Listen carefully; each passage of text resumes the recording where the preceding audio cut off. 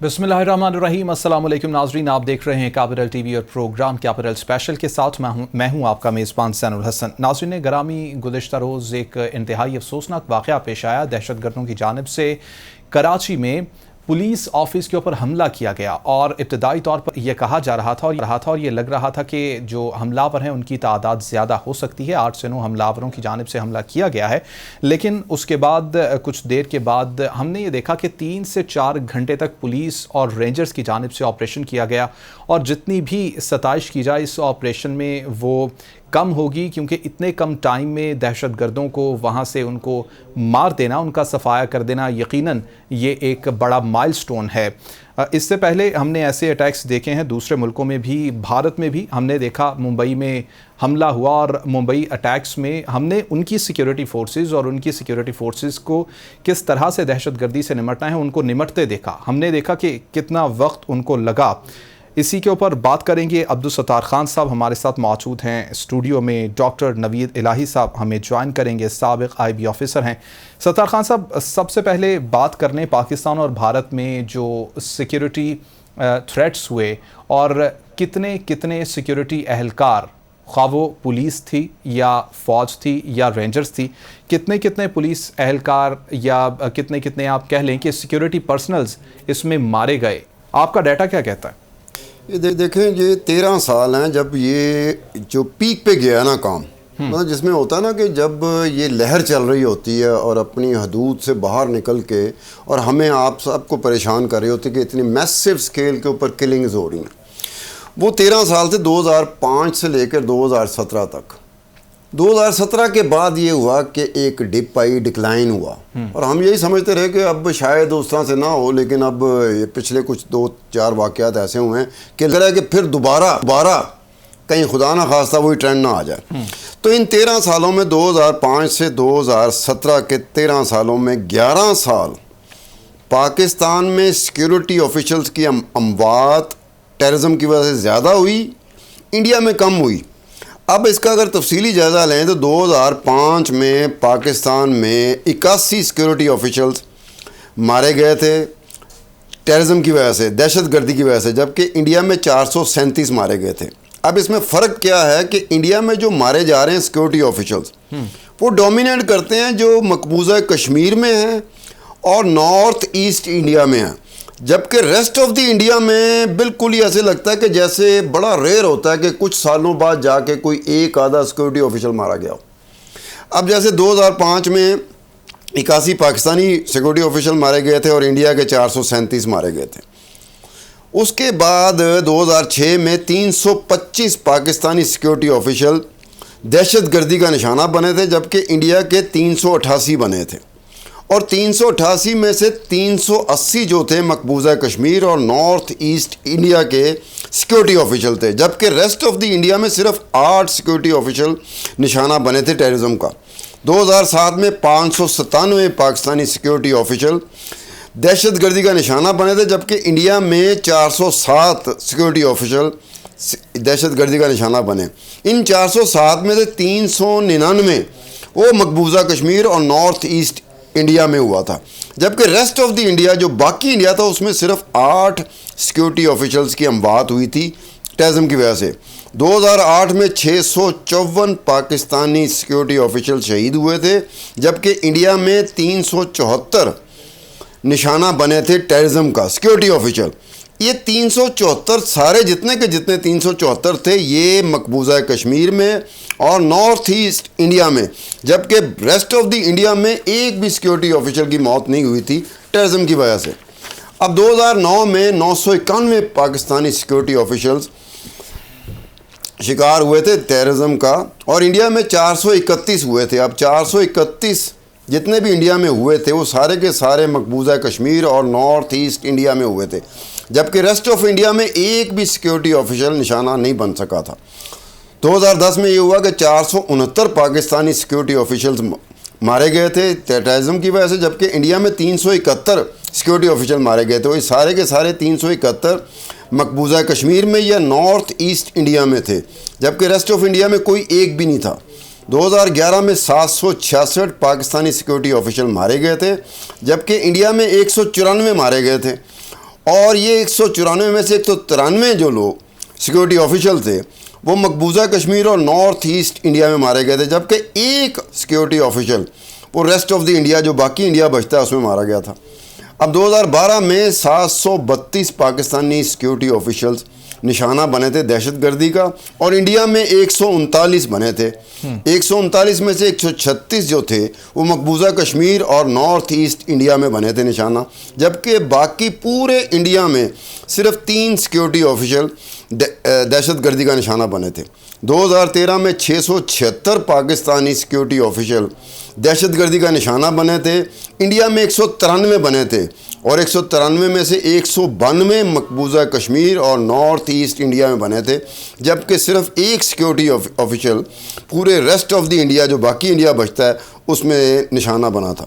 2014 में 533 Pakistani security official दहशतगर्दी का निशाना बने थे, जबकि इंडिया में 161 बने थे, और 161 सारे के सारे मकबूजा कश्मीर में और नॉर्थ ईस्ट इंडिया में बने थे, जबकि रेस्ट ऑफ इंडिया में कोई एक भी सिक्योरिटी ऑफिशियल दहशतगर्दी का निशाना नहीं बना था। 2015 में 339 पाकिस्तानी सिक्योरिटी ऑफिशियल दहशतगर्दी का निशाना बने थे, और इंडिया में 155, और 155 तमाम के तमाम 155 मकबूजा कश्मीर और नॉर्थ ईस्ट इंडिया में बने थे, जबकि रेस्ट ऑफ द इंडिया में कोई एक भी सिक्योरिटी ऑफिशियल दहशतगर्दी का निशाना नहीं बना था। 2016 में 293 पाकिस्तानी सिक्योरिटी ऑफिशियल दहशतगर्दी का निशाना बने थे, और इंडिया में 189 सिक्योरिटी ऑफिशियल दहशतगर्दी का निशाना बने थे, और ये सारे के सारे 189 ये मकबूजा कश्मीर और नॉर्थ ईस्ट इंडिया में थे। आखिरी साल है 2017 का, उसमें 78 पाकिस्तानी ऑफिशियल दहशतगर्दी का निशाना बने थे, जबकि इंडिया में 92 सिक्योरिटी ऑफिशियल्स दहशतगर्दी का निशाना बने थे। ये सारे 92 जो सिक्योरिटी ऑफिशियल थे मकबूजा कश्मीर और नॉर्थ ईस्ट इंडिया में बने थे, जबकि रेस्ट ऑफ इंडिया में कोई एक भी नहीं बना था। अब इन 13 सालों के दौरान पाकिस्तान के 6534 सिक्योरिटी ऑफिशियल दहशतगर्दी का निशाना बने थे, जबकि इंडिया में 3489 सिक्योरिटी ऑफिशियल दहशतगर्दी का निशाना बने थे, और उनमें से 3500 वो बने थे जो मकबूजा कश्मीर और नॉर्थ ईस्ट इंडिया में आते थे। बाकी रेस्ट ऑफ दी जो इंडिया था उसमें 21 बने थे। तो इस लिहाज से देखा जाए तो पाकिस्तान की तारीख़ में 2005 और 2017 तक पाकिस्तान और इंडिया का अगर कंपैरिजन किया जाए तो इस कंपैरिजन में ये है कि हमारे यहाँ ज़्यादा सिक्योरिटी ऑफिशियल दहशतगर्दी का निशाना बनते रहे हैं एज़ कम्पेयर टू इंडिया। अगर इंडिया में सिक्योरिटी ऑफिशियल दहशतगर्दी का निशाना बनते रहे हैं तो वो सिर्फ मकबूजा कश्मीर और नॉर्थ ईस्ट इंडिया में बनते रहे, जबकि रेस्ट ऑफ द इंडिया कितना बड़ा इंडिया है, वहाँ इन 13 सालों में 21 सिक्योरिटी ऑफिशियल्स मारे गए थे दहशतगर्दी की वजह से, जबकि पाकिस्तान में उन्हीं 13 सालों के दौरान 6500 सिक्योरिटी ऑफिशियल मारे गए थे। अब ये होता है कि हमारे यहाँ जो सिक्योरिटी ऑफिशियल होते हैं, जिसमें फ़ौज भी आती है, रेंजर्स भी आती है, पुलिस भी आती है, अब ये इतने वल्नरेबल हो जाते हैं, सिचुएशन ऐसी बन जाती है कि जो टेररिस्ट होता है वो टारगेट इन्हीं को ज़्यादातर करता है। सिविलियन को मैंने टच नहीं किया कि सिविलियन कितने मारे गए, मैंने तो सिर्फ सिक्योरिटी ऑफिशियल्स की बात की है, क्योंकि कल कराची में जो हुआ कि वो सीधा गए हैं सिक्योरिटी ऑफिशियल्स की तरफ, वो पुलिस की, कराची पुलिस की तरफ गए हैं। टारगेट ये होता है कि दहशतगर्द ये होता है कि जो हिफाजत पे मामूर हैं उनको टारगेट किया जाए। अगर उनको टारगेट करेंगे तो हिफाजत में मामूर अगर गैर महफूज हो जाएगा तो जिनके लिए हिफाजत के लिए है वो कितने गैर महफूज हो जाएंगे। तो ये पेशावर का वाक़या ले लो, कराची का वाक़या ले लो, ये बुनियादी तौर पे होता यही है कि आपने जिन्होंने आप पे नज़र रखनी है आपने उन पे नज़र रखनी है, ताकि इस तरह का मामला हो कि जो आम शहरी है, आपकी और मेरी तरह का शहरी है, वो बिल्कुल गैर महफूज अपने आप को समझना शुरू करते हैं कि जब इनकी हालत हो गई है तो हमारी क्या हालत होगी। लेकिन वो साइकोलॉजिकल टैक्टिक्स यही होते हैं कि लॉ इन्फोर्समेंट एजेंसीज जिसने एक तहफ़्फ़ुज़ फराहम करना होता है, उसी को अगर आप टारगेट करते हैं और उसमें कामयाब हो जाते हैं, और अगर उनके दिल में खौफ आप डाल देते हैं, उसमें कामयाब हो जाते हैं, तो फिर रेस्ट ऑफ द कंट्री जो होती है ना, बाकी जो हम लोग आम आदमी जो आवाम बैठी होती, लोग बैठी होती, वो वाकई अपने आप को गैर महफूज समझना शुरू कर देंगे कि जब हमारी सिक्योरिटी ऑफिशियल्स का ये हाल है कि ये चढ़ाई उन्हीं पे करते हैं, उन्हीं को निशाना बनाते हैं और उसमें कामयाब भी हो जाते हैं। अब ये कल का वाक़या है, ये जिस तरह से वाक़या शुरू हुआ था, मतलब हम लोग तो एक ज़माने में बहुत कुछ काम करते रहे, कल के वाक़े को मैंने इतनी डिटेल में नहीं देखा, लेकिन ये जितनी देर में इन्होंने उसे कंट्रोल किया, काबू में लाए हैं, ये एक ज़रा मेरे लिए बड़ी अजीब सी बात थी कि क्या ये बहुत ऑपरेशन बड़ा हाई लेवल का ऑपरेशन था, हाई फाई ऑपरेशन था, या जो घुसे थे, अब जो टारगेट में कहते हैं टेररिस्ट जब घुसे है, टारगेट में घुसे है तो उसको निकालना इंतहाई मुश्किल तरीन काम होता है। हाँ, उस जगह पे टारगेट पे घुसने से पहले अगर आपकी मड भीड़ होगी वो एक अलग बात है, लेकिन अगर टारगेट पे वो पहुंच गया ना तो उसको निकालना जो है ना वो इंतहाई मुश्किल काम हो जाता है। तो पाकिस्तान इस हवाले से बड़ा वल्नरेबल रहा है, पूरी दुनिया में रहा है। ये मैंने जो डिटेल बताई है इसमें आप ये देख लें कि साउथ ईस्ट एशिया के जितने ममालिक हैं सारे इसमें आते हैं। टॉप पर कौन है? पाकिस्तान है। अगर इंडिया कहीं 2 सालों में टॉप पर आया है कि ज़्यादा से ज़्यादा सिक्योरिटी ऑफिसर मरे हैं पाकिस्तान की निस्बत, तो उसकी वजह यह थी कि मकबूजा कश्मीर है या नॉर्थ ईस्ट इंडिया। बाकी रेस्ट ऑफ द इंडिया में ऐसी सिचुएशन नहीं है। पूरा रेस्ट ऑफ कितना बड़ा इंडिया है कि 13 सालों में 21 सिक्योरिटी ऑफिशल्स दहशतगर्दी का निशाना बने, जबकि सिर्फ पाकिस्तान में 6,500 इन 13 सालों में सिक्योरिटी ऑफिशल। अब पाकिस्तान को देख लो और इंडिया को देख लो, हमारे हालात देख लो, तो हम अगर टेररिज्म के ऊपर कोई बात होती है तो उसका तो एक बहुत बड़ा जो नुकसान हुआ जिस्मानी तौर पर, माली तौर पर, हर हवाले से देखा जाए तो हम उसका टारगेट तो बनते रहते हैं। बिल्कुल, टारगेट सत्तार खान साहब बनते रहते हैं। अभी डॉक्टर नवीद इलाही ने हमें ज्वाइन किया, उनको गुफ्तगू कर लेंगे। साबिक IB ऑफिसर हैं। डॉक्टर साहब, सिक्योरिटी मुनासिब नहीं थी, दहशतगर्द आसानी से अंदर घुसे और उनकी जानिब से कोशिश ये की गई कि वहाँ पर जो पुलिस के लोग हैं उनको यरगमाल बनाया जाए। मुहाफिज ही जब गैर महफूज होगा तो आवाम की हिफाजत कौन करेगा? जी बहुत शुक्रिया। मेरे ख्याल में मैंने जो गुफ्तगू सुनी है अब्दुल सत्तार खान साहब की, आवाज आ रही है मेरी? जी जी। जो मैंने सत्तार खान साहब की आवाज सुनी है, 2-3 बातें होती तो उन्होंने ठीक बातें की है कि सबसे पहले तो बात ये है कि इनकी हिकमत अमली ये है कि पुलिस को टारगेट किया जाए या सिक्योरिटी फोर्सेस को, क्योंकि पुलिस ही शहरों की मुहाफिज होती है। अगर उनको टारगेट कर ले तो एक तो वो डिमोरलाइज हो जाएंगे, अगर वो होंगे तो साथ अवाम भी, शहरी भी डिमोरलाइज हो जाएंगे। ये बात ठीक है अपनी जगह, और इसीलिए उन्होंने इसको टारगेट किया है। और इसीलिए वो कहते रहे हैं TTP के ये हमारा हदफ जो है सिक्योरिटी फोर्सेज ऑफ पाकिस्तान है। तो सिक्योरिटी फोर्सेज में सबसे ज्यादा वल्नरेबल जो है वो पुलिस ही होती है, क्योंकि रोड पे मौजूद होती है। लेकिन दूसरी अहम बात ये है कि देखिए, ये जो यहाँ पे अगरचे कराची हमारा इकोनॉमिक हब है, सबसे बड़ा शहर है, यहाँ पे लिटरेरी फेस्टिवल हो रहा था, यहाँ पे PSL हो रहा था, तो यहाँ पे सबसे पहले इंटेलिजेंस वर्क जो है वो अप टू मार्क होना चाहिए था, और मैं ये समझता हूँ कि ये टोटल इंटेलिजेंस फेलियर था। इसलिए भी कि आप देखिए कि कई महीनों से, खास तौर पे पिछले 2 माह से लगातार पुलिस को टारगेट किया जा रहा है। जैसे पेशावर में, लकी मरबत में, बनू में, पेशावर में किया गया तो उसके बाद ये तो it was on the cards के मजीद किया जाएगा और बड़े शहरों में किया जाएगा। तो उसके लिए ना इन्होंने पैटर्न को रीड किया, ना उसकी बेसिस पे उन्होंने यहाँ पे फोकस किया, और उनको ये मौका मिला कि वो यहाँ पे बगैर किसी इतला के पहुंच गए।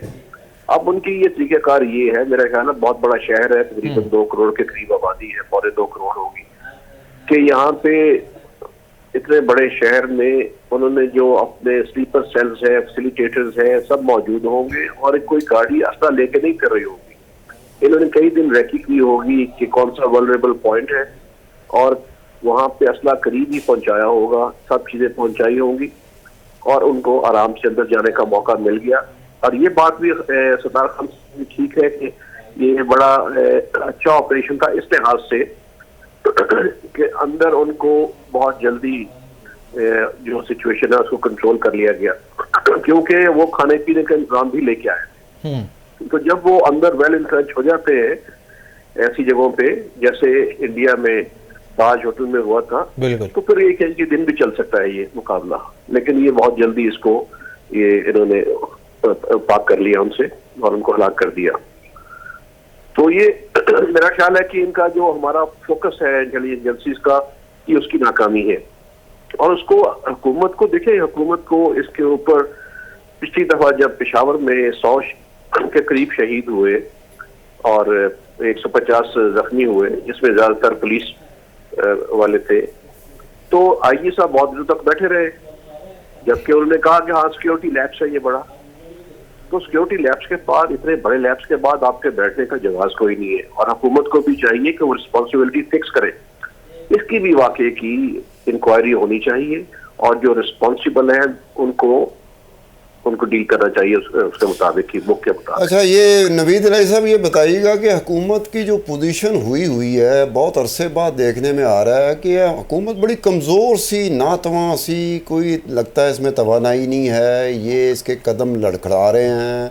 तो ये सिचुएशन तो ज़्यादा वल्नरेबल कर देती है। अगर दहशत गर्दों को तो इससे बेहतर मौका और कोई मिल ही नहीं सकता कि हुकूमत तो अपनी जगह पे हिली हुई है और हुकूमत अपने कदमों पे उस तरह नहीं खड़ी हुई जिस तरह से हुकूमत को खड़े होना चाहिए।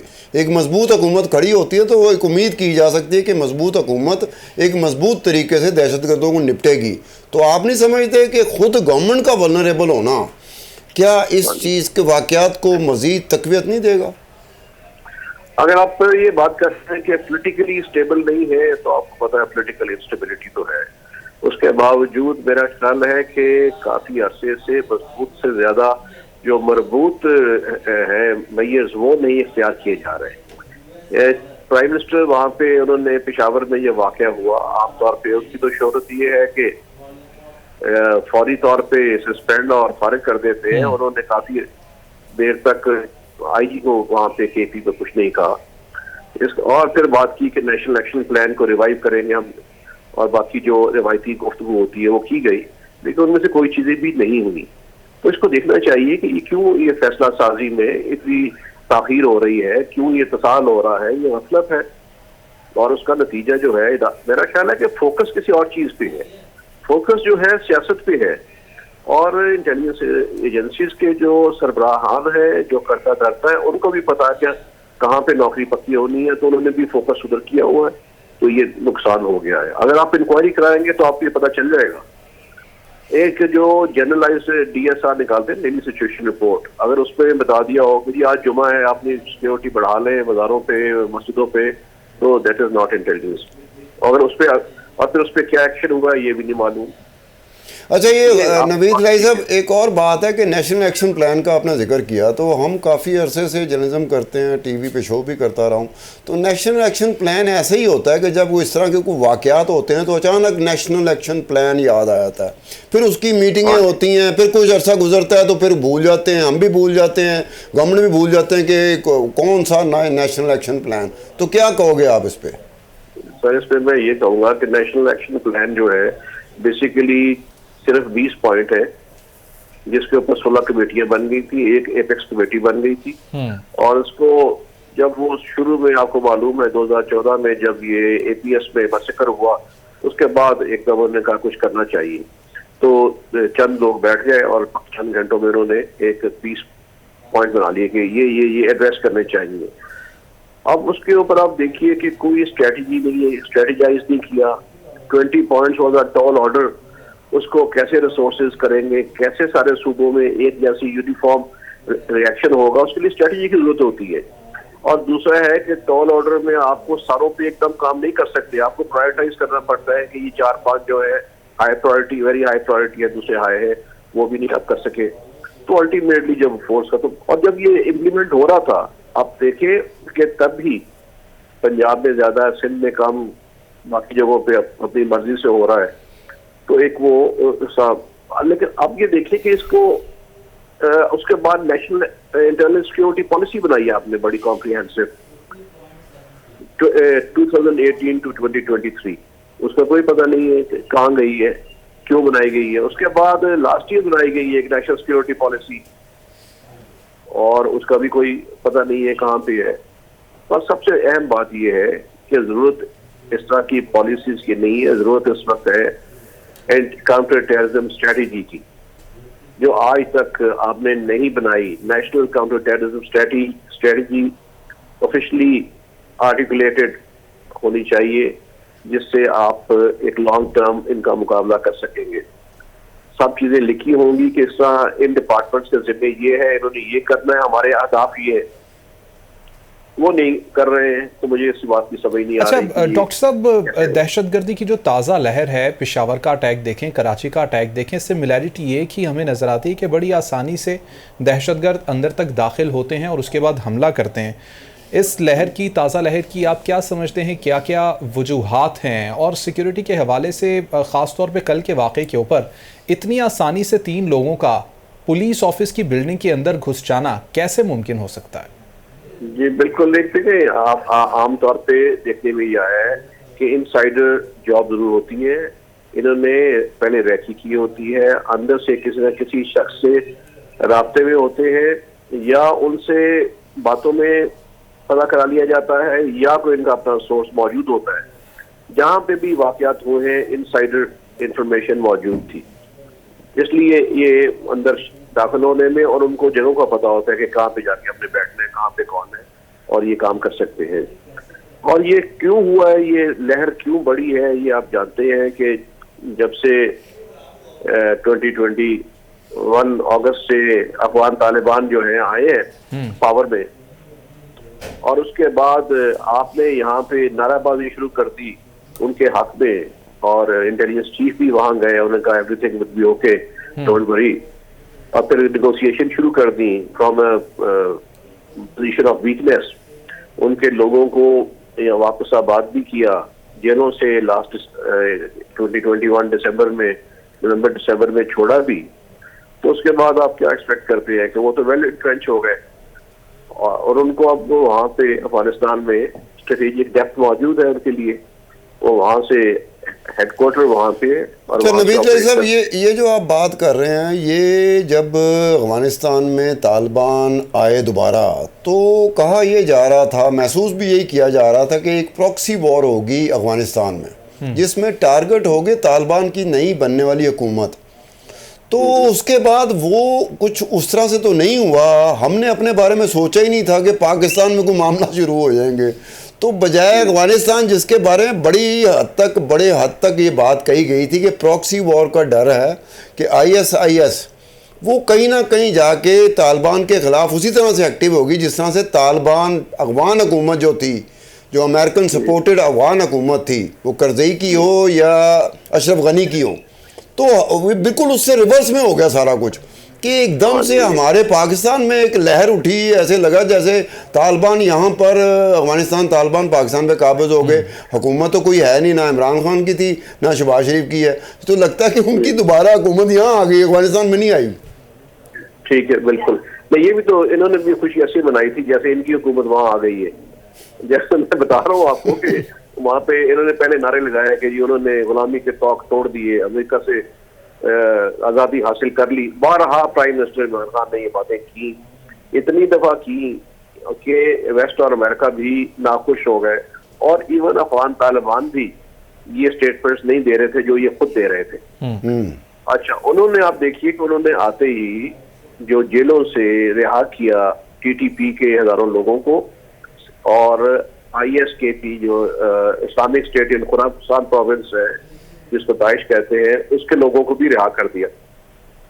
हमने ये नहीं किया कि उनसे पूछे कि हमें तो जेल रिकॉर्ड तो दे दें, पता हो कि कौन लोग थे वहां पे, तो इतना भी नहीं किया गया। और अब वो उनके साथ बैठ कर चुके हैं, उनके साथ वो जब लड़ाई चल रही थी अमेरिका के अगेंस्ट और बाकियों के, तो वो अफगान तालिबान के साथ खड़े थे, इसलिए उनको अब वो कुछ नहीं कहेंगे और उनको आराम से बिठाया हुआ है। और उन्होंने हमें मैक्सिमम यही कहा कि ठीक है जी, आपने नेगोशिएट करना है, आप काबुल तशरीफ ले आए, हम आपके साथ फैसिलिटेट कर देंगे। और जो उनके एक्टिंग इंटीरियर मिनिस्टर है हक्कानी साहब, तो वो नेगोशिएशन वहाँ पे की गई, और जैसे पहले तकरीबन 8-10 से ज़्यादा एग्रीमेंट हुए थे, वही हाल इस एग्रीमेंट का हुआ। उसमें तो हम पहले भी कह रहे थे कि इसका आप निगोशिएट ना करें, पिछले निगोशिएशन से सबक हासिल करें। पोजीशन ऑफ वीकनेस जब आप करेंगे तो आपको नुकसान होगा। और जब जब ये खत्म हुए हैं एग्रीमेंट, जैसे इस दफा खत्म हुआ है, हर दफा आप तो पिछले देख ले, रिकॉर्ड देख ले, हर दफा दहशतगर्दी में इजाफा हुआ है। तो अगर आपको ये डोंट लर्न लेसन, हमारा मसला ये है कि 20 साल से, तो कम से कम, वैसे तो 40 साल से हम ये फेस कर रहे हैं मुख्तलिफ फॉर्म्स टेररिज्म की, 20 साल से जो कम से कम वो उसको आप इस वक्त हासिल नहीं किया किसी ने। अब आप ये देखिए, मैं जैसे अर्ज कर रहा हूँ कि किसी को ये नहीं ये कहा जा रहा कि भाई इंटेलिजेंस क्या कर रही है, क्योंकि मेन इंस्ट्रूमेंट तो वो है। ठीक है, इंटेलिजेंस फेलियर्स हो जाते हैं, लेकिन वहां होते हैं जहाँ पे इस तरह के पैटर्न ना बन रहे हों। यहाँ पे तो 20 साल से काम चल रहा है, अभी तक तो हमें हर चीज जो है अजबर होनी चाहिए थी, उम्मीद थी कि क्या हो सकता है। नाज़रीन, प्रोग्राम में अभी वक्त हुआ एक ब्रेक का। ब्रेक से जब वापस आएंगे तो यहीं से कंटिन्यू करेंगे, साथ रहिएगा।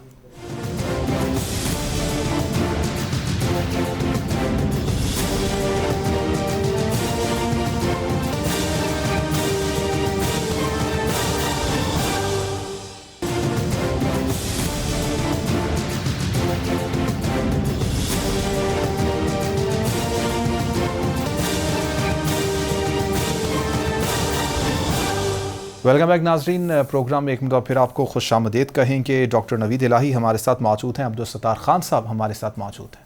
अभी आपने जिक्र किया कि तालिबान को, टीटीपी को और दाइश को भी छोड़ दिया गया, बड़ा इन्होंने नारे मारे, ये जो छोड़ रहे थे। अब आप लोग भी इंटेलिजेंस ब्यूरो में रहे हो, काउंटर टेररिज्म डिपार्टमेंट है, पुलिस है, तो तंजीमें जो होती हैं, मजहबी तंजीमें, उनके कुछ लोगों को आप लिस्ट पे रखते हो। मैं इस वक्त भूल रहा हूँ कि वो कौन सी शिक है प्रोविज़न जिसके तहत आप लोग रखते हो कि इलाके का SHO वो बाकायदा उसको पाबंद करेगा कि तुमने इस इलाके को छोड़ के नहीं जाना, तुमने एक थाने में आके हाज़िरी देते रहना है। उसको बाकायदा इस तरह नज़र में रखना है कि वो इलाका छोड़ के उनकी कॉन्सेंट के बगैर, थाने की कॉन्सेंट के बगैर, SHO की कॉन्सेंट के बगैर ना जा सके। तो क्या तालिबान के ऊपर, TTP पर और दाइश के जो लोग छोड़े गए थे, इस तरह की कोई हिकमत अमली होनी चाहिए थी कि जनाब हम इनको छोड़ रहे हैं तो इनको किसी चीज़ का पाबंद कर सके, ताकि ये दोबारा उस राह पे ना चल जाएं जिसकी वजह से हमारी मत मार दी थी इन्होंने। जी, वो तो देखे ना, अगर ये चीज़ें शफाफ हो, वो जिसकी आप बात कर रहे हैं वो 4th शेड्यूल है, 4th शेड्यूल, हाँ जी, एंटी टेररिज्म एक्ट 1997 का शेड्यूल 4, जिसमें एक्सट्रीमिस्ट को भी और दहशतगर्दों को भी रखा जाता है ताकि उनको मॉनिटर किया जा सके। लेकिन आपने तो उनसे ये डेटा लिए ही नहीं कि किन को आपने छोड़ा है, किन को वहां से आपने अफगान जेलों से रिलीज किया है। अच्छा, दूसरी बात, मैं इस मौके से फायदा उठाता ये मैं बताऊं, मेरे इत्तला के मुताबिक इसके अलावा और भी लिस्टें होती हैं। उन लिस्टों पे जो बड़े मिलिटेंट लोग हैं वो अपनी जगहों से गायब पाए गए हैं पंजाब के करीब, तो इसलिए पंजाब भी खतरे में है। अब तक इस्लामाबाद और पेशावर और कोयटा और कराची ये भुगत चुके हैं और मजीद भी करेंगे, लेकिन अभी पंजाब पे उनका फोकस है और नेक्स्ट टारगेट पंजाब और खासतौर पे लाहौर हो सकता है और होगा।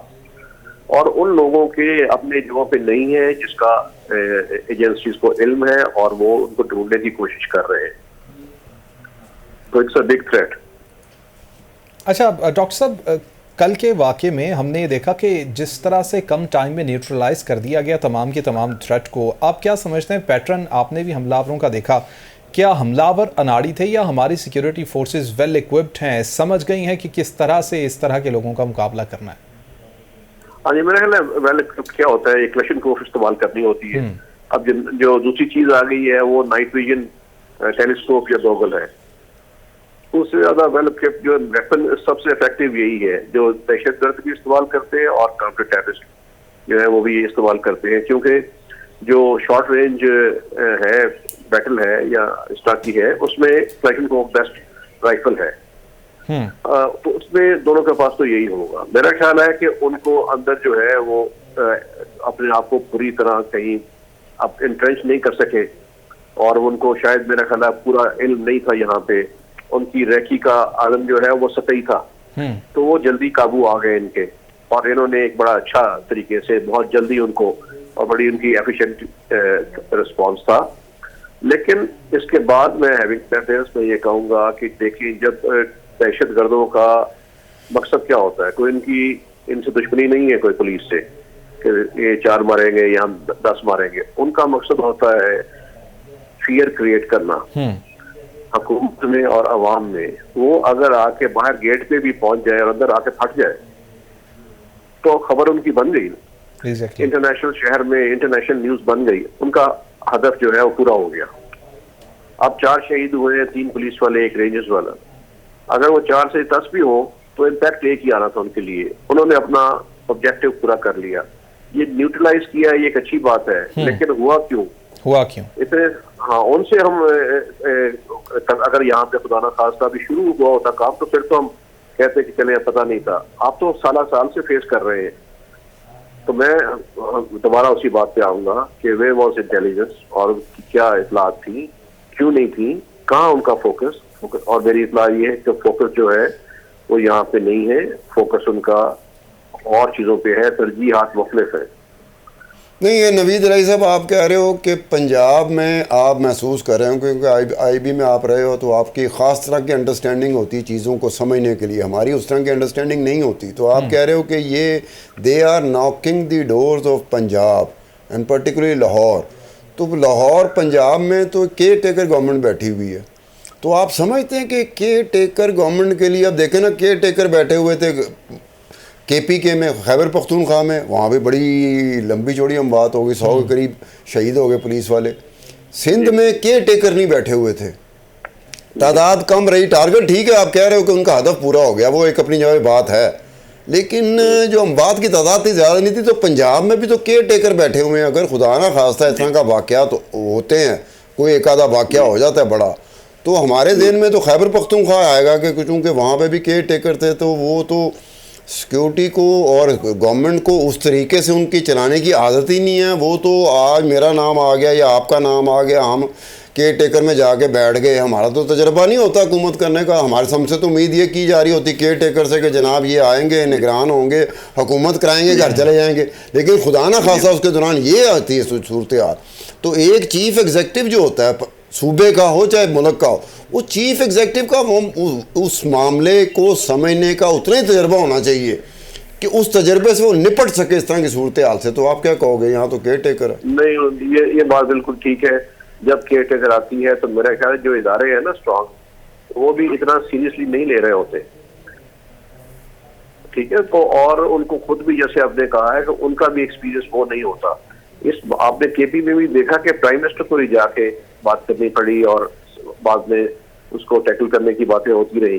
तो यहाँ भी सूरत हाल, ये तो एक वीकनेस है, लेकिन गवर्नमेंट तो मौजूद है ना, इनको सिर्फ कोई ब्रीफ तो कर सकता है ना कि आप इस तरह ये काम करें और इनके जिम्मे ये लगाएं। जो प्रोविंशियल और फेडरल गवर्नमेंट की एजेंसीज हैं उनको अलर्ट करें उन्हें और उनसे पूछें, वो आपको जवाब दें कि क्या हो रहा है। जो मैं ये बात कर रहा हूँ, मैं इस पैटर्न को रीड करते हुए कह रहा हूँ, और साथ जो मैं कह रहा हूँ कि लोग अपनी जगहों पे मौजूद नहीं है, वो मेरी इंफॉर्मेशन है। और मेरी इंफॉर्मेशन है कि इनके इल्म में है, और उसके लिए इसका मतलब है कि खतरा डबल है हमें, इसलिए इसके ऊपर एक्स्ट्रा एफर्ट करनी चाहिए। और एक तो ये है कि जो आप समझते हैं वल्नरेबल पॉइंट्स हैं, उसकी टारगेट हार्डनिंग करें। पुलिस के पास अपना इंतजाम होता है, उन्हें चाहिए उसकी टारगेट हार्डनिंग करें। इन दोनों जगहों से लेसन लर्न करें।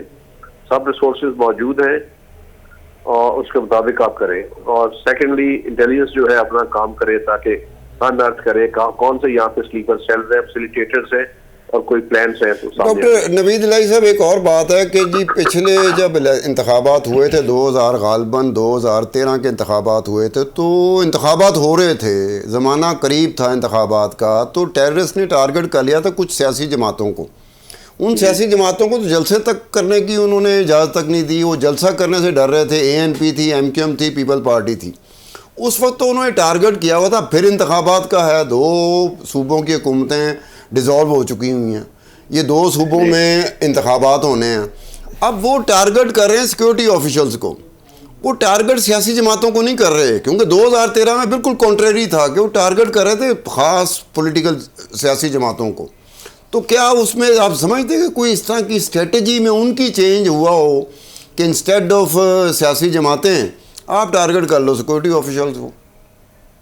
आप ये कहते हैं जो दहशतगर्द होते हैं ना, दे स्विम इन देयर पीपल, जब लोगों की सपोर्ट भी चाहिए होती है उनको, जब वो उनके खिलाफ बड़ी नफरत फैल गई कि लोग मारे जा रहे हैं, इसलिए अब उन्होंने अपनी स्ट्रेटजी चेंज की और ओपनली कहा भी कि हाँ हमारे जो इस वक्त हदफ है वो सिक्योरिटी फोर्सेज है, हम उन पे ही करेंगे, तो किसी और पे नहीं कर रहे। अगरचे उसकी वजह से और लोग भी मारे, जैसे पेशावर में पुलिस के अलावा बाकी लोग भी तो नमाज पढ़ रहे थे, लेकिन फोकस उनका सिक्योरिटी फोर्सेज पे है। ये बात ठीक है। उस वक्त भी मुझे याद है कि जो 22 या 22 टॉप लीडर थे उन सबको थ्रेट थी 2013 के इलेक्शंस में, तो उन्होंने अपनी स्ट्रेटजी चेंज की है। उनको वो बैठ के बड़ी इस पे, ये देखें इसमें बड़ी इंपॉर्टेंट बात ये है, ये जो काउंटर टेररिज्म में इन्वॉल्व है उनको ये बात समझनी चाहिए कि वो जो काम कर रहे हैं टेररिस्ट, वो 9 to 5 नहीं करते, वो उनका काम 24/7 है। 24/7। तो वो आपने उनको मैच करना है तो आपको उस लेवल पे आना पड़ेगा। वो सोच प्यार करके, और उनको फौरन भी सपोर्ट मिल जाती है, एडवाइस मिलती है, फंडिंग मिल जाती है, और उन्हें बताया जाता है कि आप ऐसे करें। तो इसलिए उन्होंने अपनी हिकमत अमली चेंज की है और बड़ी अरसे से कर ली हुई है चेंज ये, लेकिन मेरा ख्याल है कि हमें उनको काउंटर स्ट्रेटजी जो है वो चेंज करने में अभी दुश्वारी है। बिल्कुल ठीक। डॉक्टर नवीद इलाही साहब हमारे साथ मौजूद थे, बहुत शुक्रिया साहब। वक्त बिल्कुल महदूद है, आखिरी एक सवाल आपसे। सियासत का मामला हमेशा हम देखते हैं, अभी कुछ ही दिन पहले जब पेशावर का अटैक हुआ तो एपीसी की बड़ी बातें हो रही थी कि एपीसी बुलाई जाएगी दहशतगर्दी के ऊपर और उसके ऊपर एक प्लान बनाया जाएगा। एपीसी की बात हुई लेकिन उसके बाद मामला हवा हुआ। हुकूमत बिल्कुल सियासत के ऊपर इस वक्त फोकस करके बैठी हुई है, मेरे ख्याल में ना फोकस में अवाम है और ना कोई और मामला। नहीं, ये बात पाकिस्तान में ये देखने में आती है कि अपोजिशन हो या हुकूमत हो, इन दोनों का अपने अपने जो मफादात होते हैं ना, जो करीब तरीन मफादात होते हैं, उन पे नज़र होती है। वो ये नहीं होता कि हुकूमत की नज़र हो कौम मुल्क में रहने वाले लोगों पे, या अपोजिशन की नज़र हो, ये नहीं हो सकता। ये दोनों एक दूसरे को नीचा दिखाने के लिए, चाहे यहाँ पर लाशों के अंबार लग जाएं, इन्होंने उस पर भी सियासत करनी है। इन्होंने सियासत से बाज नहीं आना। सियासत पूरी दुनिया में होती है, हर जगह होती है, सियासत कहाँ नहीं होती। बाकी मुल्कों में प्रैक्टिकली सियासत हमसे बहुत आगे जा चुकी है। हमारे यहाँ तो थ्योरेटिकली सियासत हम लोग करते हैं ना, ज़ुबानी कलामी हमारा होता है कि ज़ुबानी जमा खर्च एक दूसरे पे सर्व कर देते हैं। प्रैक्टिकल जो होता है, एक सियासत होती है प्रैक्टिकल शेप में, वो पाकिस्तान में नहीं आ सकी। पाकिस्तान में ज़ुबानी कलामी है। हम आते हैं टीवी में, हमारा आमना सामना होता है, हम लताड़ते हैं और उसमें फैक्ट्स की ऐसी तैसी फेर देते हैं। फैक्ट्स पे कोई नहीं आ रहा होता, फैक्ट्स पे कोई नहीं आ रहा, अपने पॉइंट स्कोरिंग पे आ रहे होते हैं कि जनाब ये हुकूमत में है, इस पे किस किस पॉइंट पे जाके अटैक करना है। उनको पता है कि ये अपोजिशन में किस किस पॉइंट पे जाके अटैक करना है इन पे। दोनों जब अब सूरत हाल बदलती है, जो अपोजिशन में होती है हुकूमत में जाती है, वो वही बातें कर रही होती है जो उस वक्त में उसने खुद की होती हैं। बिल्कुल ठीक। सत्तार खान साहब, बहुत शुक्रिया। सत्तार खान साहब मौजूद थे, डॉक्टर नवीद इलाही हमारे साथ मौजूद थे। नाज़रीन, प्रोग्राम आपने देखा, फीडबैक ज़रूर दीजिएगा अल्लाह ने के बाद।